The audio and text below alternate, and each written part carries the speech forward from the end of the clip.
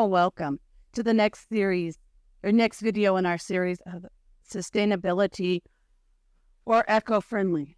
I don't know about you, but I get tired of throwing away all them paper napkins, paper towels, because we had to wipe our hands on them or whatnot. So today I'm going to show you how to make napkins two ways. We're going to have a double-sided one. Very simple. I have shown this one in the past in a different size. I will link that video in the description below as well. And then we're going to make a single-sided one, which I really like this one. It is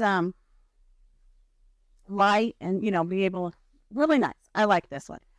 It is very similar to the sandwich wrap, which I will link up here and in the description below if you missed that video in this series. The only thing you're going to need is fat quarters. You're going to need one fat quarter per napkin.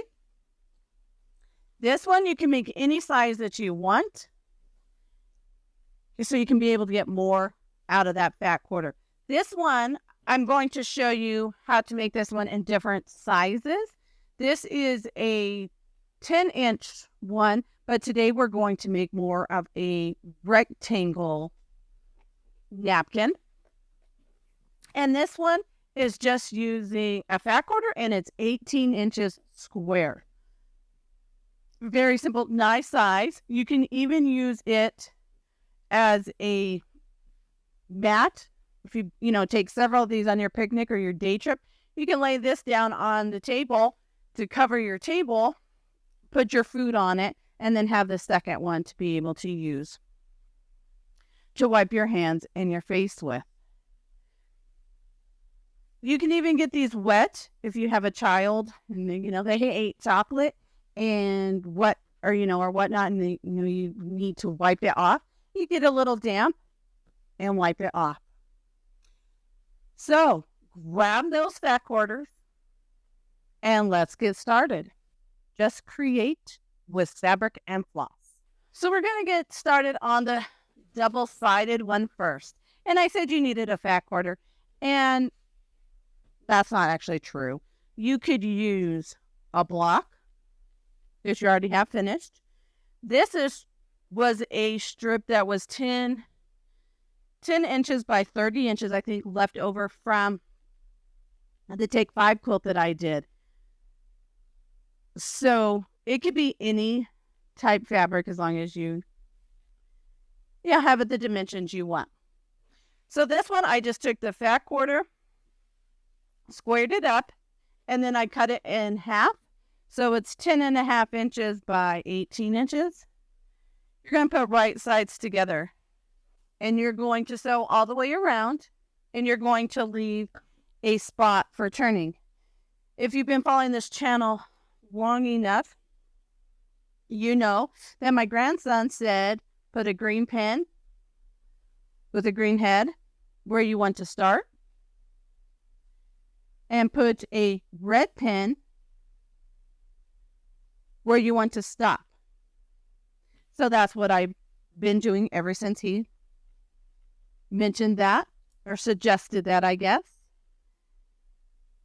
And we're just going to sew a 1/4 inch all the way around, leaving that opening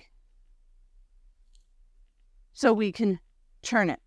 My grandchildren love to have these different napkins. I've made them for Christmas. I've made them for Halloween and fall. And they love to be able to get them out and use them in the different holidays.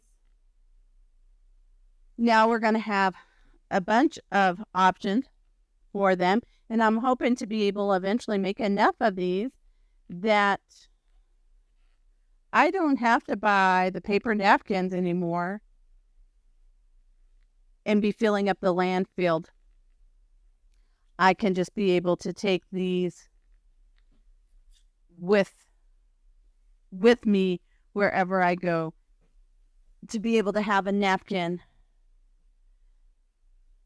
or even just here around the house to be able to have a napkin instead of using a paper one.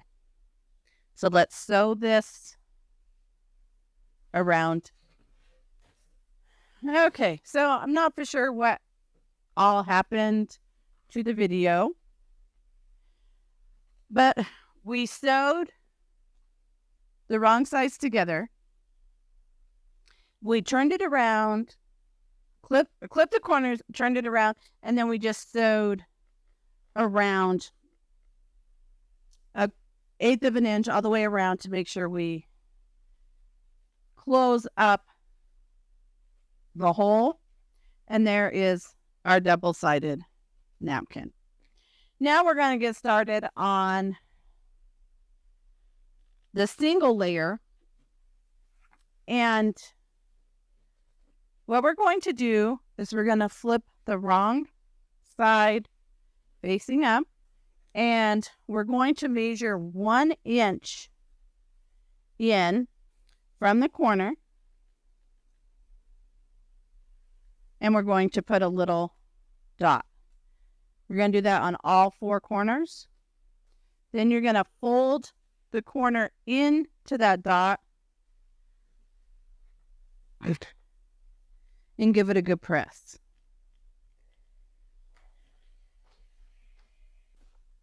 This is an 18-inch, so I just took the back quarter, squared it up, and made it into an 18-inch square. So if you have yard fabric, you're welcome to use that as well. This is a good way to use up some scraps and become eco-friendly or have sustainability and be throwing less stuff into the landfills. Okay, so we have all 4 sides. Our corners pressed in. We're going to now and we're going to trim off the corner. So what I like to do is put that crease right on a marking, an inch mark, and then I know I can just line up the 1/4 inch and trim off the little corner. You're going to do that on all 4 corners. Now I know that there's other tools to make miter corners with. You can use those. I just like to use what I have available to me or show what is that most people will have available, because not everybody has those tools. Now we're going to take our fabric, and I like to give the corners a good press again just to make sure that they're nice and flat for this next step. Once again, I am using the sewing gauge, and I have it now at the 1/4 inch instead of the 1/2 inch. And we're going to fold each side up the 1/4 inch. Now, most of us, being a quilter, can gauge the 1/4 inch because we've done a 1/4 inch so much. But if you want to double check your measurements, feel free to. And we're going to do this all the way around, making sure to give it a good press down. Now, what we're going to do is miter the corners. So you're pretty much just folding this over a 1/4 inch again. But I like to miter the corners first so they are nice and crisp. Then I fold a little bit down the edge so I can give it a press as I come in and get that miter corner.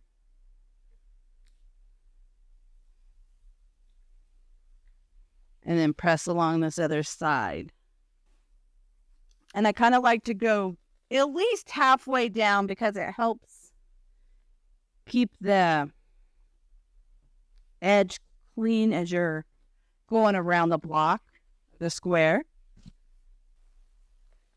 And then I press the rest of that edge, giving it a nice crisp seam or fold, I guess. Now from here you can put wonder clips around to hold it down if you would like. I'm just going to take it to the sewing machine and stitch around it. So we have it all nice and pressed. We're not putting the other fabric in like we did on the sandwich wrap. We're going to do 1/8 of an inch just right along the seam edge, just to hold it down. Back stitch at the beginning and the end. And just stitch all the way around.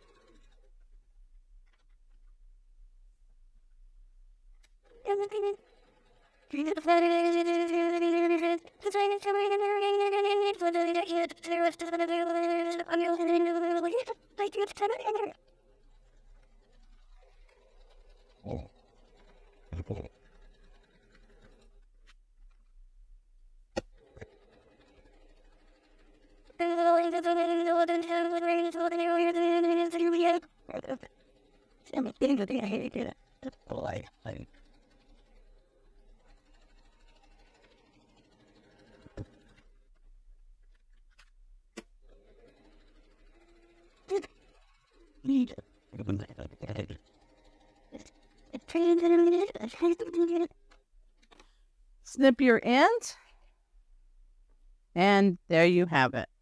The second way to make a napkin. So here is our single layered napkins. And then here is our double-sided napkins. And as you can see, we can make them in any size you want. I hope that you got something out of this video and are ready to go eco-friendly sustainability. I would love to see what style or color combinations that you use to make your napkins. When you do that, please send me an email. I love to see them. If you think one of your friends, your quilting friends, may enjoy this, why not give it a thumbs up and share it with them? And if you want to continue to see the rest of the series or more sustainability, comment below. But be sure to hit that subscribe button and that notification bell so you know the next time I upload a video in our eco-friendly sustainability series. Coming up on screen now is a playlist with all the other videos for our sustainability series, or our picnic series, as I'm calling it as well. We have made a utensil holder. We have made snack bags. We have made a sandwich wrap. And now we have made napkins. All mine is a theme. It's outdoor picnic, wildflowers, butterflies, things like that. But you can make it with any type fabric. This is a great stash buster of being able to use sack quarters, smaller pieces of fabric, sample blocks that you may have created and want to just use up. I use solid fabric, but it will look awesome with a piece block. Also coming up on screen is a video that YouTube feels that you may enjoy. If you want to support this channel more than just watching the videos, which I greatly appreciate, that helps my channel grow, you can check out the members only section or Buy Me a Coffee. On Buy Me a Coffee, I also have some patterns available as well. More patterns will be coming here soon, so be sure to subscribe. So until then, happy quilting, my friends.